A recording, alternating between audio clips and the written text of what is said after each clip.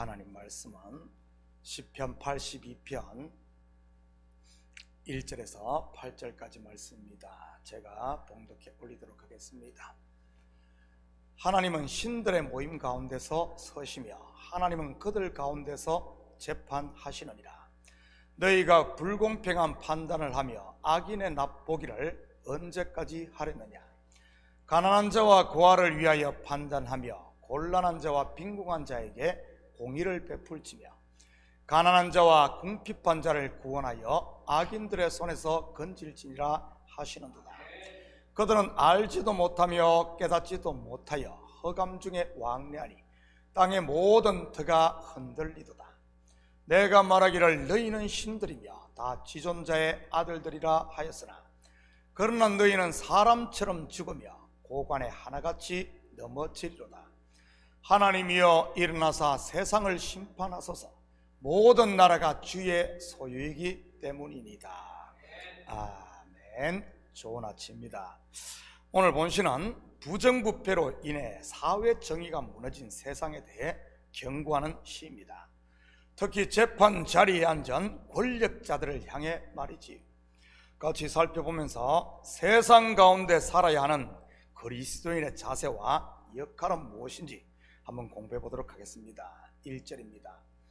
하나님은 신들의 모임 가운데서 서시며 하나님은 그들 가운데서 재판하시느니라. 무슨 말이죠? 하나님이 각종 신들을 모아놓고 재판을 한다는 말일까요? 부처신, 알라신, 조상신, 장독대신, 몽달귀신, 총각귀신, 바알신, 아세라신, 아데미신, 제우스신, 또 어떤 신이 있죠? 그러고 보니 신의 이름도 많기도 하네요. 여러분, 세상에 있는 신들 다 모아놓으면 몇 종류나 될 것 같습니까? 인도에는 사람의 수만큼이나 신들이 많다고 하는데 일본도 마찬가지고요. 성경에 나오는 신이 총 몇 명이죠? 성경에서 신은 오직 한 분밖에 없습니다. 유일신, 바로 여호와 하나님 말이지. 그렇다면 이렇게 많은 신들의 이름은요, 인간의 욕망이 만들어낸 우상인 것입니다. 그렇다면 본절에서 말하는 신들의 모임할 때 이 신들은 누구를 말하는 것이겠습니까? 예수님께서 이 본문을 직접 인용하셨는데 한번 볼까요? 요한복음 10장 31절에서 36절까지 말씀입니다. 유대인들이 다시 돌을 들어 치려 하거늘 예수께서 대답하시되 내가 아버지로 말미암아 여러 가지 선한 일로 너희에게 보였거늘 그 중에 어떤 일로 나를 돌로 치려 하느냐. 유대인들이 대답하되 선한 일로 말미암아 우리가 너를 돌로 치려는 것이 아니라 신성모독으로 인함이니 네가 사람이 되어 자칭 하나님이라 함이로다. 예수께서 이르시되 너희 율법에 기록된 바 내가 너희를 신이라 하였노라 하지 아니하였느냐. 성경은 패하지 못하나니 하나님의 말씀을 받은 사람들을 신이라 하시거늘 하물며 아버지께서 거룩하게 하사 세상에 보내신 자가 나는 하나님의 아들이라 하는 것으로 너희가 어찌 신성모독이라 하느냐. 본절에서 신들은 누구를 말하는 것입니까? 바로 하나님의 말씀을 받은 사람들입니다. 좀 더 구체적으로 말하면 재판관들인 것이고요. 그렇다면 재판의 기준이 무엇입니까?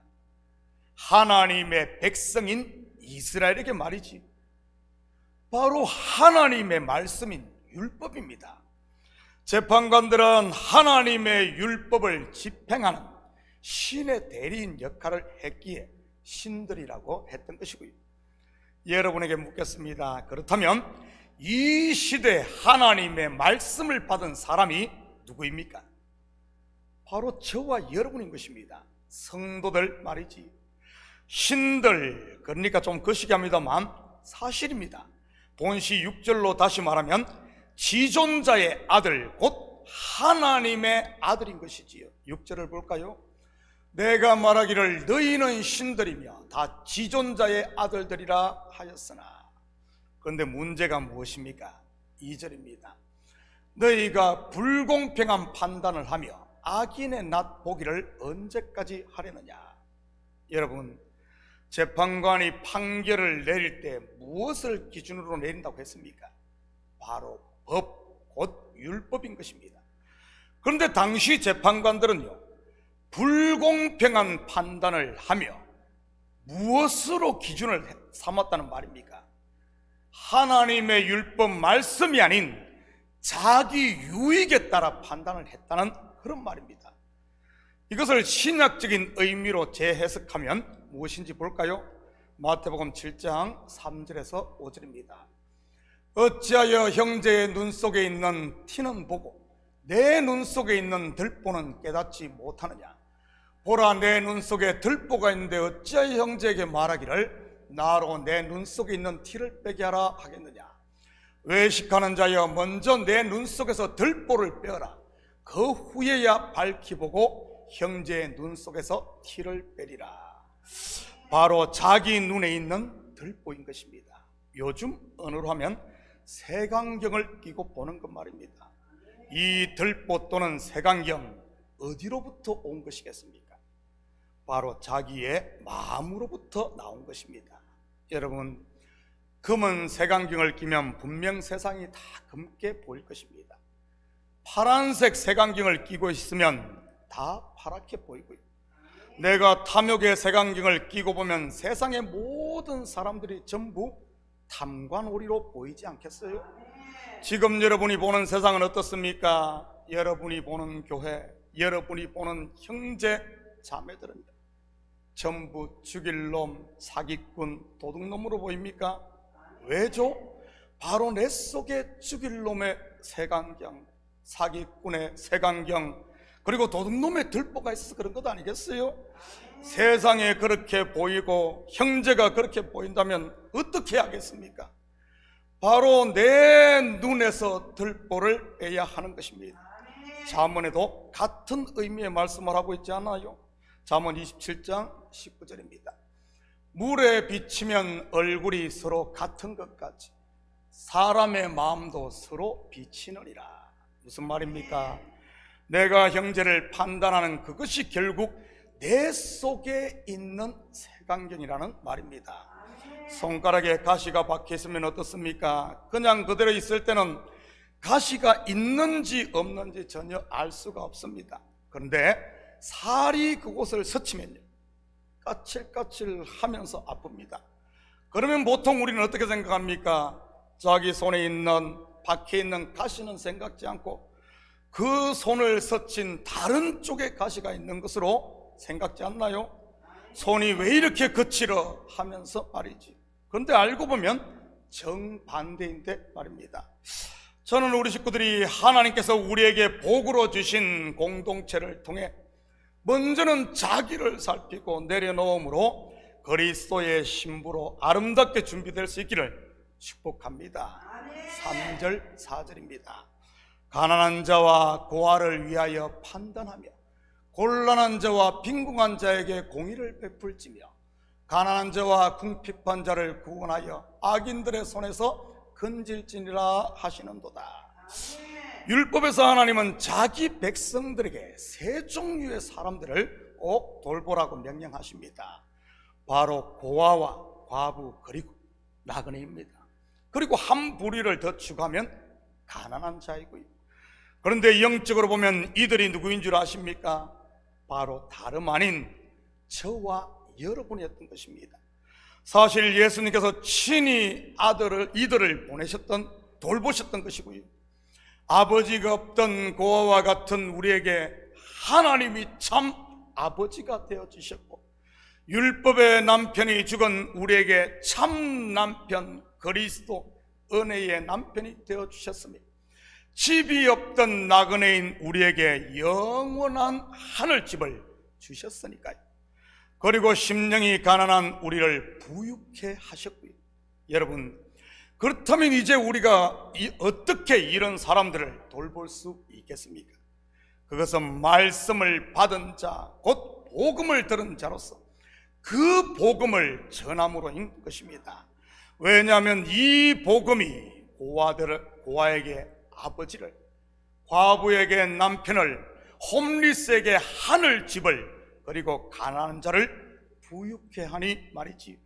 어제 많은 분들이 나오셔서 저녁 늦게까지 선교 바자를 준비했습니다. 사실 금요일 저녁이면 가장 피곤한 시간 아닙니까? 월요일부터 금요일까지 일터에서 일하느라 얼마나 지치겠어요. 그런데도 많은 분들이 나와 금요 온가족 영성 집회에서 기도하고 바자를 준비하더군요. 거의 11시간 넘어서 끝났습니다. 이번에는 그 어느 때보다 많은 물건을 도네이션 해주셨습니다. 여름 비치용품도 훌세일하는 분이 도네이션 해주셨고, 옷도 얼마나 많이 들어왔는 줄 모릅니다. 거기다가 지금까지 간 선교 중에서도 가장 많은 인원이 이번 선교팀에 참가를 했고요. 여러분, 왜 우리가 이런 많은 경비와 시간 그리고 수고를 해 선교를 가고 또 선교팀을 파송하는 것입니까? 나 살기도 바쁜 이민생활 가운데 말이지요, 교회도 힘든데 왜 해외까지 선교팀을 보냅니까? 바로 하나님의 말씀에 순종하기 위해서인 것입니다. 영적인 고아와 가부 그리고 나그네와 가난한 자를 돌보기 위해서 말이지. 말씀을 받은 자로서 그 말씀을 흘려보내기 위해서 말입니다. 하나님의 은혜는 샘물과 같다는 사실을 잊지 마시기 바랍니다. 전하고 나눌수록 더 신선하고 새로운 은혜로 가득가득 채워지는 것 말이지. 그런데 전하지 않고 그냥 땅에 파묻어두면 절대 새로운 것이 들어오지 못하고 속에 있던 것이 굳어버리고 마는 것입니다. 저는 우리 교회 식구들이 받은 복과 은혜를 나누고 전하는 이런 성도들 되기를 축복합니다. 그래야 더 풍성한 새로운 오늘의 은혜, 새 은혜가 채워지니 말이지. 5절입니다. 그들은 알지도 못하며 깨닫지도 못하며 흑암 중에 왕래하니 땅의 모든 터가 흔들린다. 여기서 그들은 누구를 말합니까? 율법을 맡은 자, 곧 재판자리에 있으면서도 하나님의 말씀이 아닌 자기 유익을 따라 판단하는 사람들입니다. 다르게 말하면 자기 배가 신인 사람, 자기 속에 갇힌 사람인 것이지. 그러니 어떻게 됩니까? 점점 더 하나님의 말씀에 대해 영적으로 어두워져 가는 것입니다.